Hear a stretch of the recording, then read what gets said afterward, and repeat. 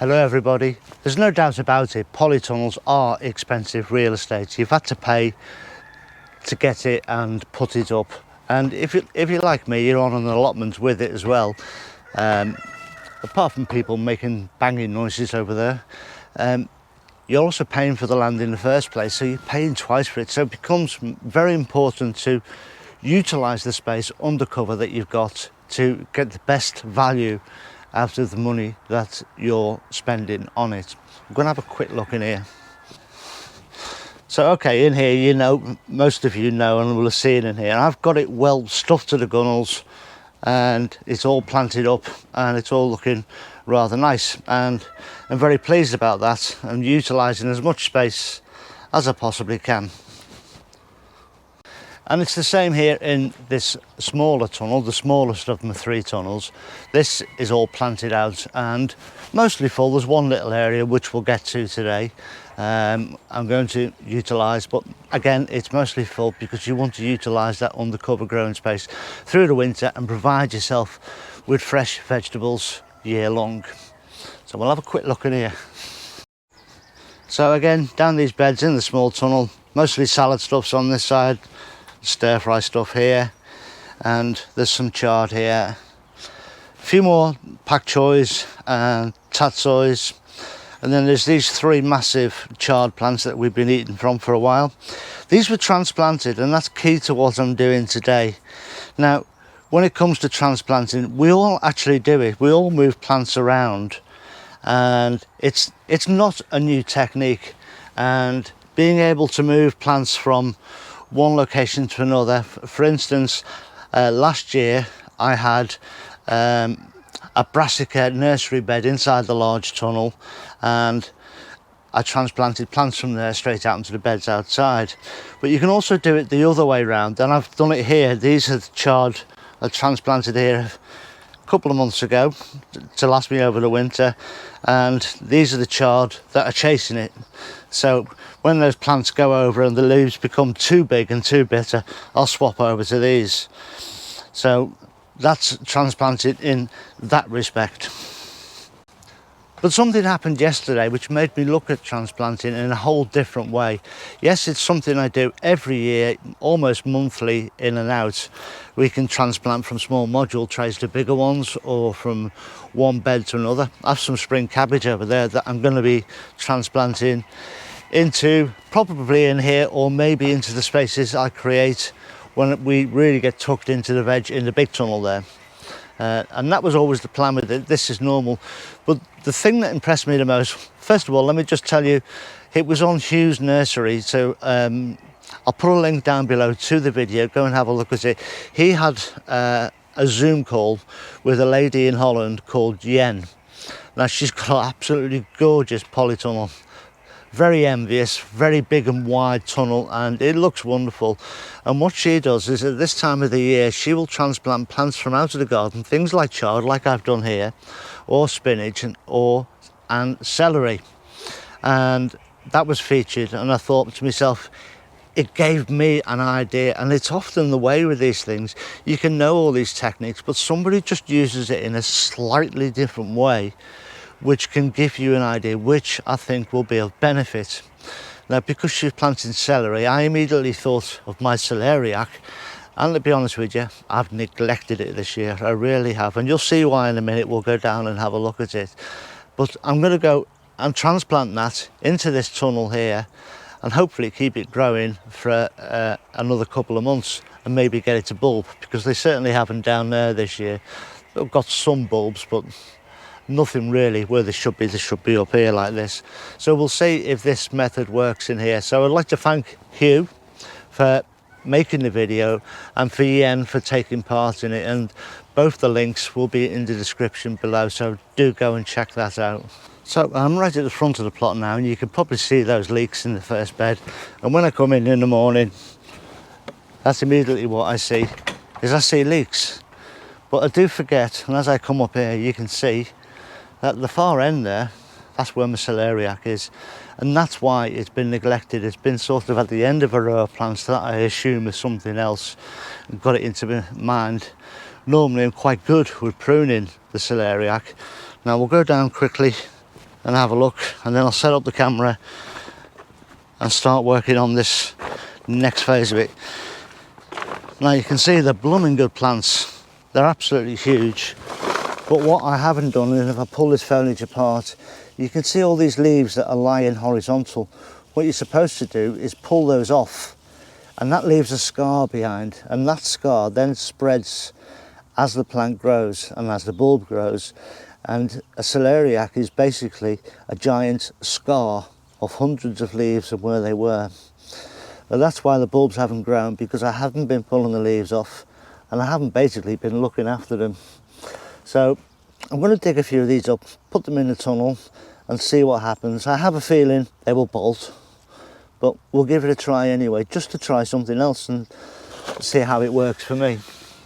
So I'm going to deal with one plant at a time, rather than digging a lot up and getting too messed up. I know you can't see in here.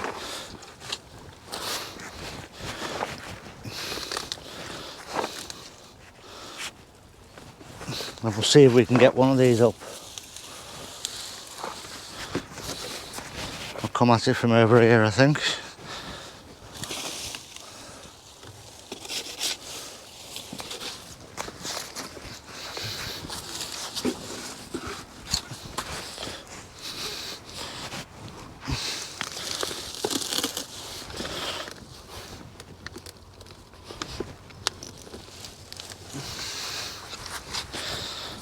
There you go, it's coming eventually.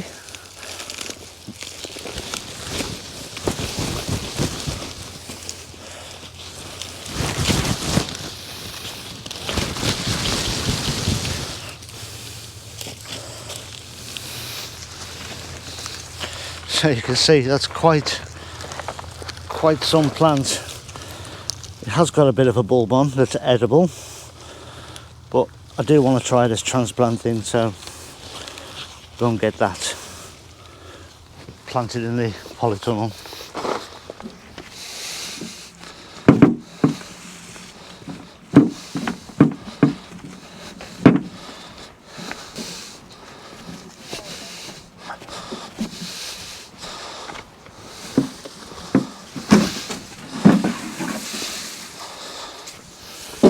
So I'm in the little polytunnel now, and this is the last bit of the temporary benching I have to raise in here, and I'll just prop this up out of the way, which leaves me, as you can see, all this space underneath, and this is where I'm going to be transplanting one or two of the celeriacs into, because I also need space for those spring cabbage. That was the initial plan for this bed here, was to put my spring cabbage in here. So here is the second plant that I pulled up. It's a celeriac, standard trowel. So you can see the size of things across there, and I'll put my hand around that bulb. It is growing a bulb, the root system, and you can see the size of the foliage, twice the trowel, just to give you a sense of scale. Now this root grows by scarring, so when you pull this off, down and away, it will leave a mark behind on the root, and as the plant grows, those scars start to swell as it grows, and that's how it gets bigger.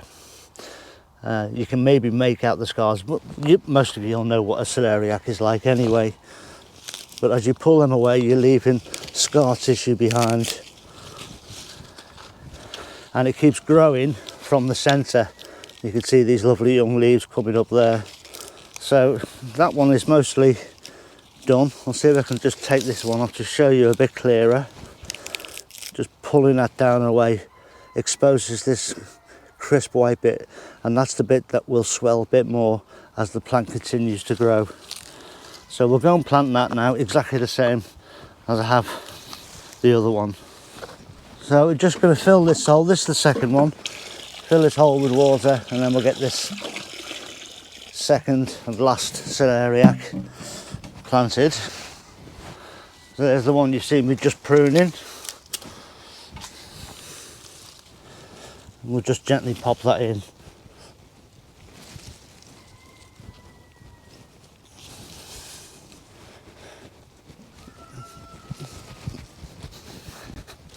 So this is kind of exciting to me because yes, I've transplanted plants before in and out of the polytunnels and into different beds and even different gardens, you know. It's something we all do. But this is a slightly different take on it. And it's excited me because outside these wouldn't grow anymore now, but inside they might just extend the season for them a bit more. Same as always with Celeriac, keep them very well watered.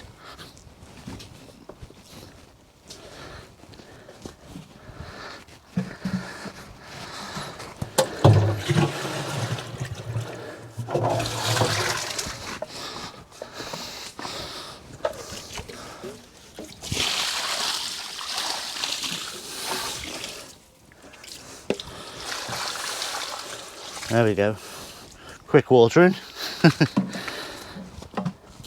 Now, I'm going to be honest, I can't see this being a massive game changer for me in the way I garden, simply because I grow everything in advance. This polytunnel, as you know, is stuffed, and mostly the other one isn't.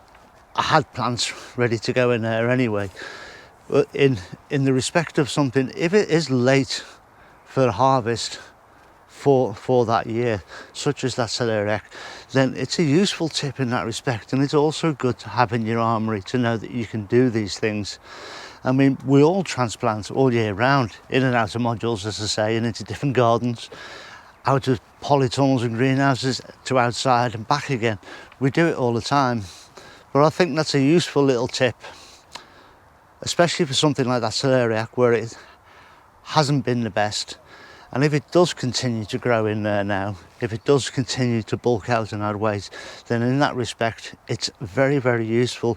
So although I'm putting it down in one way, I'm not. I'm just saying I don't think it's going to be very useful for me in the way that I garden.